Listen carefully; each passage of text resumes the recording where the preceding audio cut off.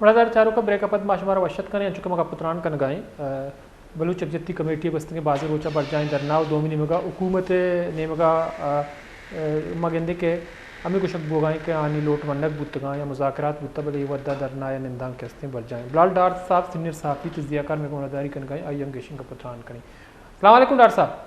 जी वालेकुम अस्सलाम। डॉक्टर साहब बहुत शुक्रिया आपने टाइम निकाला प्रोग्राम में शरीक रहे। डॉक्टर साहब बात कर रहे हैं चूँकि धरना जो है इस वक्त ग्वादर में गुज़श्ता 2 हफ्तों से जारी है। तकरीबन बलूचिस्तान के अक्सर अजला जो हैं वो डिस्कनेक्ट हैं, ज़मीनी राबता भी मुनक़ता है, मोबाइल फ़ोन सर्विस और इंटरनेट भी बंद है। हुकूमत मुज़ाकरात की बातें कर रहा है लेकिन जो मुतालबात हैं जो उस पर इम्प्लीमेंट नहीं हो रहा है। और बुनियादी तौर पर हम देखते हैं कि पाकिस्तान पीपल्स पार्टी की हुकूमत है, सिंध और बलूचिस्तान में नून लीग की वफाक में हुकूमत है, जरदारी साहब जो है इस वक्त सदर पाकिस्तान है।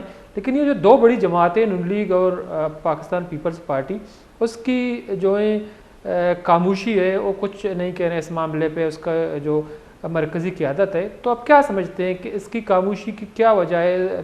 पीपल्स पार्टी जो है जमहूरियत या जमहूरी जो है अक़दार की बात करता है, इंसानी हकूक़ की बात करता है, लेकिन बलूचिस्तान गुज़श्ता 2 हफ्तों से बंद है और मुकम्मल खामोशी छाई हुई है। देखिए बात ये है कि ये जो धरना और ये मामला चल रहे हैं ये सूबाई इशू है और इसको हल करना सूबे की गवर्नमेंट का काम है और इसमें वफाकी हुकूमत या वफाक से कोई बराह रास्त आके मुदाखलत नहीं करना चाहता, क्योंकि ये सूबों के अंदर पर मुदाखलत वाला इशू खड़ा हो जाएगा। पहले भी बलूचिस्तान के अंदर हमेशा ये आवाज़ उठती है कि बलूचिस्तान के वज़ीर आला, बलूचिस्तान के स्पीकर, डिप्टी स्पीकर, गवर्नर, ये तमाम फैसले बलूचिस्तान में होने के बजाय इस्लामाबाद में बैठ के किए जाते हैं। हालांकि यही फैसले दूसरे सूबों के लिए भी वफाक में ही अमूमन पार्टियां बैठ के करती हैं। KP का वज़ीर आला कौन बनेगा इसका फैसला इमरान खान ने जो जेल के अंदर किया, या उससे पहले भी जब वो बरसर इक़्तिदार आए तब भी उन्होंने इस्लामाबाद में बैठ के डिसाइड किया था कि परवेज खटक वज़ीर आला होंगे। और इस दफ़ा अली अमीन गंडापुर हैं तो उनका फैसला भी इमरान खान ने यहीं बैठ के किया। इसी तरह पीपल्स पार्टी और नून लीग की क़यादत भी फैसले यहाँ से या कराची या लाहौर से ही बैठ के करती रही है तमाम सूबों के। तो इस एक तो ये इशू है जिसकी वजह से वो बराह रास्त इंटर नहीं हो रहे और सूबाई मामलात में मुदाखलत नहीं कर रहे। दूसरा ये है कि देखिए कोalition गवर्नमेंट है, कोalition गवर्नमेंट के अंदर आप देख रहे हैं कि इत्तेहादी हुकूमतों, इत्तेहादी जमातों में अब हमेशा ये होता है कि जो बरसर इक़्तिदार पार्टी यानी जिस जमात का वज़ीर आला या जिस जमात की वज़ीर आज़म होता है, बाकी जो पार्टियां होती हैं उसके ऊपर तनकीद करती हैं। जैसे पीपल्स पार्टी के आसिफ अली जरदारी साहब ने सदर पाकिस्तान होते हुए कुछ अर्सा पहले ये बयान दिया था कि अगर मुस्लिम लीग नून से हुकूमत नहीं संभाली जाती तो हमें दे दें, हम संभाल लेंगे अच्छे तरीके से, महंगाई कंट्रोल नहीं हो रही, इस किस्म की बातों पर उन्होंने तनकीद की थी। तो अब सूबे के अंदर जो बरसर इक़्तिदार जमात है वो पीपल्स पार्टी बराह रास्त बरसर इक़्तिदार जमात है, इसलिए भी मुस्लिम लीग नून की हुकूमत उसके अंदर बराह रास्त मुदाखलत नहीं कर रही कि अगर आसिफ अली जरदारी उनकी जमात को तनकीद का निशाना बनाते हैं इत्तेहादी होने के बावजूद, तो फिर ठीक है बलूचिस्तान के मामलों को उनकी पार्टी खुद हल करे और उनके जो वज़ीर आला हैं सरफराज भुट्टी वो हल करें, या आसिफ अली जरदारी या बिलावल भुट्टो जरदारी खुद जाएं, जाके फिर बात कर लें, उनसे मामला हल तय कर लें। तो मेरे ख्याल में ये वजूहात है जिसकी वजह से वो बराह रास्त मुदाखलत नहीं कर रहे। जो हुकूमत बलूचिस्तान के तर्जुमान है शाहिद गंज साहब, तो वो वफाकी हुकूमत से मुतालबा कर रहे हैं कि जो कौमी शायराएँ हैं ये मोबाइल नेटवर्क और इंटरनेट जो है उसको खोला जाए। तो जाहिर सी बात है वफाक की हुकूमत, सूबाई हुकूमत के पास इख्तियार नहीं है सारी चीज़ें जो वफाक ने बंद की हुई है। बात यह है कि जो FC है बलूचिस्तान के अंदर वो सूबाई हुकूमत के कंट्रोल में है। सूबाई हुकूमत की रिक्वेस्ट के ऊपर FC को वहाँ भेजा गया है और उसका कंट्रोल, उसको रिपोर्ट करना वहाँ सूबाई हुकूमत का काम है। वो सूबाई हुकूमत के इस वक्त अंडर काम कर रही है, वफाक के अंडर नहीं कर रही, और इसलिए जो कुछ भी है वहाँ पे अब। और देखें बलूचिस्तान के अंदर जो मामलात इस वक्त खराब हैं, आप जरा उन मुतालबात पे आ जाइए जो अभी BYC के हैं, मारंग बलोच के मुतालबात हैं या उनकी जमात के उनके लोगों के मुतालबात हैं, तो सारे के सारे मुतालबात सिर्फ एक मिसिंग पर्सन वाला इशू को छोड़ दें, बाकी तमाम जो मुतालबात हैं वो सारे के सारे सूबाई हुकूमत से मुतालिका हैं। ग्वादर में पानी नहीं है, किसने देना है पानी, वफाक ने या सूबाई हुकूमत ने? ग्वादर में डेवलपमेंट नहीं हुई, वहाँ सेवरेज का सिस्टम नहीं है, वहाँ इलाज मुआवजे की सहूलियात नहीं है, वहाँ लोगों के लिए मेयार जिंदगी बुलंद नहीं हुआ, तो ये सारे काम किसने करने हैं? वफाक ने या सूबे ने? तो जवाब मेरे ख्याल में तो यही है कि वो सूबे ने नहीं, सूबे ने मामला सीधे करने हैं, वो सारे काम उन्होंने करने हैं। तो सूबे ने तो अपनी जिम्मेदारियां नहीं निभाई, इसके लिए जो भी जमातें इस तरह के एहतजाज कर रही हैं उनको हमेशा फ्यूल मिला। और वो फ्यूल आप देखें बलूचिस्तान के अंदर कितनी सितम ज़रीफी है कि बलूचिस्तान के अंदर आज भी ऐसी PSTP स्कीमें हैं सूबाई जो कि 35-35 साल 30-30 साल से जारी हैं, जो ना कंप्लीट होने का नाम लेती हैं और ना उनके पैसे का कोई आज तक फराजिक ऑडिट हुआ। वो पैसा कहाँ जा गया, कहाँ जा रहा है, कोई पता नहीं है। आप किसको ये हकीकत ढकी छुपी किससे है कि बलूचिस्तान के अंदर जो मुबैना तौर पर वज़रा या MPs मुबैना तौर पर अपनी तरक्याती स्कीमें फरोख्त कर देते हैं? क्या ये हकीकत बलूचिस्तान के अवाम को मालूम नहीं है? क्या ये हकीकत उनसे ढकी छुपी है? क्या इसी करप्शन की वजह से नहीं है कि आज गवादर?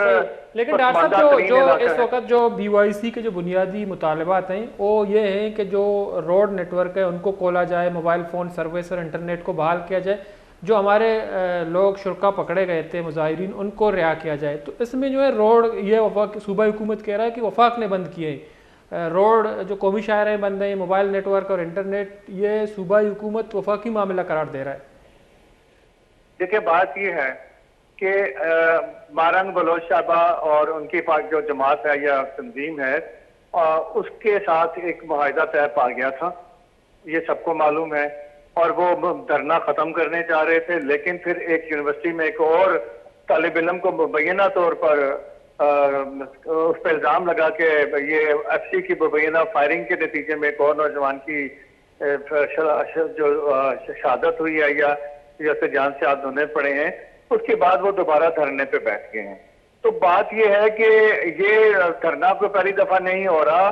जब धरने होते हैं तो अमन अमान की सूरत को कंट्रोल करने के लिए और किसी और बड़े नाखुशगवार वाकये को रोकने के लिए भी नेटवर्क बंद होते हैं। क्या ये नेटवर्क पाकिस्तान भर में बंद नहीं होते? खासतौर पे जो आशूरे के मौके पे या इलेक्शन के दिनों में बंद हुए, या उसके अलावा जब भी कहीं को बड़ा जलसा जुलूस धरने मुजाहरे होते हैं तो चाहे वो कराची में, सिंध में हो, KP में हो या पंजाब में हो या वफाक में हो, उस मौके के ऊपर भी कि वहाँ कोई खुदा ना खास्ता कोई दहशतगर्दी का वाकया ना हो जाए या इस तरह की कोई और मसाइल पैदा ना हो जाए, इसलिए वहाँ मोबाइल नेटवर्क बंद कर दिया जाता है, इंटरनेट बंद कर दिया जाता है। ठीक है, ये वफाक का मामला है, इसमें कोई शक नहीं। लेकिन बुनियादी चीज जो जिन मुतालबात को लेके आज वहाँ धरना हो रहा है, BYC जिसका पहले एक 1 पॉइंट एजेंडा था या मुतालबा था कि मिसिंग पर्संस को बाजियाब कराया जाए, आज BYC क्यों मजबूर हुई कि वो ये कहने पे मजबूर हुई कि बलोचों का इस्तेसाल हो रहा है, बलोचिस्तान के लोगों को पसमानदा रखा गया है, बलोचिस्तान के लोगों को इलाज मुआवजा, रोजगार, पीने का साफ पानी, इन बुनियादी सहूलतों से महरूम रखा गया। आज BYC का अपना मुतालबा बड़े मुतालबात में चेंज हो गया। ये वो मुतालबात हैं जो पॉलिटिकल पार्टीज वहाँ की असम्बली में बैठी हुई पार्टीज या जो इलेक्शन लड़ती हैं जमातें वहाँ बलूचिस्तान की, और खासतौर पर कॉम्प्रेस जमातें, ये नारा उनके थे। आज वहाँ जो बलूचिस्तान के अवाम हैं, ये BYC है, उन्होंने ये महसूस किया कि ये सियासी जमातें, खासतौर पर जो कॉम्प्रेस जमातें हैं, ये नारे तो लगाती रही हैं, लेकिन इन्होंने भी पार्लिमानी सियासत का हिस्सा बन के वहाँ पे सिर्फ PSTP स्कीमें ली हैं, अपने लोगों के लिए काम करवाए हैं, और जो पब्लिक इश्यूज थे वो आज से 70-75 साल पहले क़याम पाकिस्तान के वक्त जो मसाइल थे वो आज भी वही मसाइल खड़े हैं, तो वो हल नहीं कर सके। आज इसीलिए BYC का एहतजाज और उनके मुतालबात का दायरा वसी होता जा रहा है। मैं आपको यहाँ बड़ी जिम्मेदारी से एक बात बताता हूँ, गुज़श्ता दिनों बलूचिस्तान की एक अहम जिम्मेदार शख्सियत, एक हुकूमती शख्सियत ने यहाँ इस्लामाबाद में मेरे ज़राए ने बताया कि उन्होंने एक ब्रीफिंग दी है, और उस ब्रीफिंग के अंदर उन्होंने कहा है कि बलूचिस्तान के 80% यूथ उनके हाथ से निकल चुकी है, और वो 80% यूथ इसलिए हाथ से निकली है कि बलूचिस्तान के अंदर नौजवानों को पढ़ने के बावजूद अपॉर्चुनिटीज नहीं है उनके पास जॉब्स के लिए, उनके पास इलाज मुआवजे की सहूलियात नहीं है, उनके पास जिंदगी के बेहतरीन मेयारी जिंदगी गुजारने के लिए कोई अपॉर्चुनिटीज नहीं है। तो ये अपॉर्चुनिटीज किसने देनी थी? देखें, पीपल्स पार्टी की हुकूमत में भी आगाज़ हुकूक़ बलूचिस्तान पैकेज आया और मुख्तलिफ हुकूमतों ने अरबों खरबों के बलूचिस्तान के लिए पैकेज दिए, वो पैसा कहाँ गया? वो पैसा आपके सामने है। वो एक कोयटा के जैसे वो एक वफाकी सूबाई सेक्रेटरी खजाना थे, तो उनके घर से जो फिर 80 करोड़ रुपया बरामद हुआ और वो बेकरी से सोने के बिस्किट बरामद हुए जो छुपा के रखे गए थे वहां पे, और फिर कराची और इस्लामाबाद और पंजाब और दीगर शहरों से जदादें उनकी निकली, वो पैसा बलूचिस्तान के अवाम का था। बिल्कुल डॉक्टर साहब, लेकिन ये वो लोग हैं जो जैसा कि फार्म 47 का कहा जा रहा है, ये वही लोग हैं जो अपने हलकों से जीत नहीं चुके हैं, फार्म 47 से आए और इस वक्त जो है वो करोड़ों रुपए दे के MPA बने, बाद में वजीर आला बने, वजारतों के अहम वजारतों पे फायज हैं। जब वो पैसे दे के असम्बली में आते हैं, जाहिर सी बात है वो करप्शन ही करते हैं, तो जो है लूट लेते हैं। ये तो बलूचिस्तान की सारी अवामी जानती है, लेकिन मारंग बलोच साहिबा या बलोच एकजत्ती BYC जो है उसको बहुत बड़ी अवामी हिमायत हासिल है, उसमें अक्सरियत खवातीन की है। जी, इसमें कोई शक नहीं है। मैंने आपसे कहा ना कि जब आप देखें मारंग बलोच या इस वक्त जो लीड कर रही हैं और उनकी पॉपुलैरिटी डे बाय डे बढ़ रही है, वो क्यों बढ़ रही है? क्योंकि उनका बयानिया मजबूत है और ये बयानिया को नया नहीं है, ठीक है। और वो पहले ये बयानिया वहां की कौम पर जमातें लेके चलती थी और लोगों से वोट लेके असेंबलियों में जाके फिर वो PSDB स्कीमें 25-25 साल 30-30 साल चल रही हैं, खुलेआम वो PSDB स्कीमें बेच देते थे लोगों को आगे, और कभी कोई फ्रांसिक ऑडिट नहीं होता था, किसी को पकड़ा नहीं गया। तो नतीजा ये हुआ कि खरबों रुपया लग गया, लेकिन वो जमीन पर कहीं नजर नहीं आया। क्या ये ढकी छुपी हकीकत है कि बलूचिस्तान के अंदर जो सड़क रोड बनाए गए वो कैसे कैसे बनाए गए? ऊपर लुक डाल के रोड बना दिया गया, जमीन के ऊपर ना तो उसकी बेस बनाएगी ना कुछ की। कितने स्कैंडल आपके अपने चैनल वश न्यूज ने कितने ऐसे स्कैंडल्स को बेनकाब किया है। बिल्कुल। तो ये सारा कुछ वो चीजें हैं जिससे पब्लिक आप पॉलिटिकल पार्टी से बेजार हो चुकी हैं वहां, और वो बलूचिस्तान में पॉलिटिकल पार्टी पे एतबार करने को तैयार नहीं है। और इसकी वजह एक आपने बयान कर दी कि फार्म 47 वाले, और फिर दूसरे पैसे दे के आने वाले, और तीसरे वो जो लोगों को तामीर और तरक्की और खुशहाल जिंदगी का दिल फरेब नारा लगा के वोट लेके वो आते रहे, और आने के बाद वो लोगों को भूल जाते हैं, और फिर आखिरी साल वो लोगों में जाके घुल मिल जाते हैं और उनके घर दुआएं करने भी जाते हैं, और आखिरी साल में आके वो बड़ी बड़ी स्कीमों के इफ्तिताह भी करने लग पड़ते हैं जो कभी फिर कंप्लीट ही नहीं होती, ना उनके ऊपर आगे काम होता है। तो अब लोग जो हैं, और खास तौर पे जो यंगस्टर्स हैं, अब यंगस्टर्स को कंट्रोल करना बहुत मुश्किल हो चुका है। ये यंगस्टर्स तब तक कंट्रोल नहीं होंगे जब तक आप बलूचिस्तान में हकीकी मानों में डेवलपमेंट नहीं करेंगे। देखें, मैं आपको एक मिसाल देता हूँ कि डेरा बुक्टी में सुई के मुकाम से जब गैस निकली तो लाख इख्तलाफात थे नवाब अकबर बुक्टी साहब के गवर्नमेंट के साथ, वफाक के साथ, लेकिन उन्होंने कभी अपने दौर में सुई गैस के प्रोजेक्ट को डैमेज ही नहीं होने दिया, और लोगों को भी इस पे कायल किया कि इसको डैमेज ना करें क्योंकि ये हमारी गौ माता है, ये हमें दूध देती है।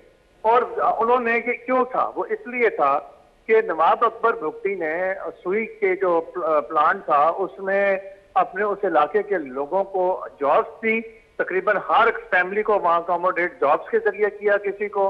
किसी को मिसाल के तौर पर वो ये किया जो उसकी जमीन थी उस एरिया के अंदर, तो उसको जमीन का रेंट दिलवाना शुरू किया।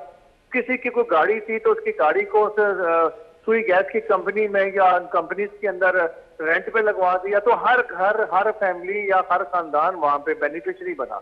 इसीलिए वहां पे ऐसे वाकयात नहीं हुए, तो वहां के लोगों ने उस मंसूबे की हिफाजत भी की। लेकिन दूसरी जानिब गवादर में आ जाए तो गवादर का जो प्लान है वो तो बहुत बड़ा है, और मैं ये समझता हूँ कि वो न सिर्फ बलूचिस्तान के अवाम के लिए सीपैक बल्कि पूरे पाकिस्तान के अवाम के लिए वो गेम चेंजर है और हालात बदल सकता है। लेकिन बदकिस्मती ये देखें कि पूरे ग्वादर के वजह से सीपैक बनता है, और सीपैक के नाम पे जो पैसा आता है चाइना की तरफ से, वो सारा उसमें मेजोरिटी प्रोजेक्ट दूसरे सूबों में चले जाते हैं और ग्वादर के अंदर कोई एक प्रोजेक्ट नहीं है। मुझे जरा ये बता दें, ग्वादर के अंदर आपने सीपैक की बुनियाद रखी और उस ग्वादर पोर्ट की वजह से, तो ग्वादर के अंदर कितने आपने या बलूचिस्तान के अंदर कितने बिजली के मंसूबे लगाए हैं जो ग्वादर की सरजमीन के ऊपर लगे हों? तो मेरी मालूमात के मुताबिक एक भी नहीं। जो एक तो मंसूबे गडानी वाले थे वो भी आपने सिंध में शिफ्ट कर लिए। आपने यहाँ और ट्रेन बना ली, यहाँ आपने मेट्रोज बना ली, मोटरवे की नए जाल बिछा दिया, पुराने मोटरवे की उसी पैसे से मरम्मतें करवा ली, और बहुत सारे प्रोजेक्ट पूरे पाकिस्तान के तीनों सूबों में लग गए। लेकिन गवादर में आप आज भी पानी नहीं दे सकते। आज भी गवादर का जो सेवरेज सिस्टम नहीं आप उसको डेवलप कर सके कि लोगों को साफ सुथरी जिंदगी जीने का हक दे दें, सहूलत दे दें। तो जब ये होगा तो फिर गवादर के लोग उठ खड़े होंगे। जारी बात है, वो कब तक बर्दाश्त करेंगे? वो अपनी आंखों के सामने एक तरफ बहुत बड़ी डेवलपमेंट और बड़ी बड़ी इमारतें और बड़े बड़े 5 स्टार होटल बनते हुए देख रहे हैं, वहां क्लब बनते देख रहे हैं, तो दूसरी जानिब उनका जो रहन सहन है वो बहुत पसमानदा है और मजीद पीछे चाहते जा रहे हैं। तो फिर यही होगा। तो जरूरत इस अमर की है, मैं ये समझता हूँ कि वफाकी हुकूमत को होश के नाखून लेने चाहिए।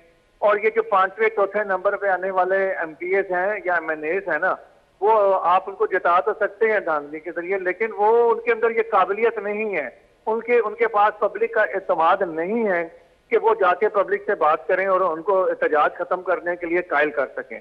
वो नहीं कर सकते। इसलिए जरूरी है कि जो हकीकी नुमाइंदे उनको आगे लाया जाए और गवादर के मसाइल को हल करें, नौजवानों को अपॉर्चुनिटीज दें, तभी ये मामला हल होंगे, वरना ये मामला मजीद बिगड़ेंगे जैसे ये तेजी से बिगड़ रहे हैं। बहुत बहुत शुक्रिया डॉक्टर साहब, टाइम निकालना प्रोग्राम में शरीक है। मदर जार को डॉक्टर साहब का पुत्रान करना चुके मगर पुत्रान को मजबूरी सूरत हाल सर वस्ते के 2 हफ्ते का बलूचिस्तान के हस्ते खासतौर पर ग्वादर और मकरान ईद के अजला के हस्ता मुकम्मल तौर पर बंद हाँ। मोबाइल नेटवर्क का आवार मगंदे के रोड नेटवर्क बंदे सब बाउद और वर्दनी चीज़ें आनी तंगी और मरीज़ के हस्ता आम मैसूर बुतगा। तो हुकूमत के हस्ते ये वाला संजीदा नए बुनियादी मुतालबात के हस्ता आनी नमन लगे सबा मगंदे के ये वद्दा मरदम के हस्ता आनी राबता गुमती मरदमा डिस्कनेक्टिव चर्ची सबा मल्लुक के हस्ते कुदोमिया को राबता करने का ना वो यकें मुच्चिए राजी मुच्चिए नामा मल्लुक के हस्ते 2 हफ्ते का सजा दिया गया है। गोविंदा का मराक शब्द पास लास्ट बुतन अलता बलूच रजा बदी अल्लाह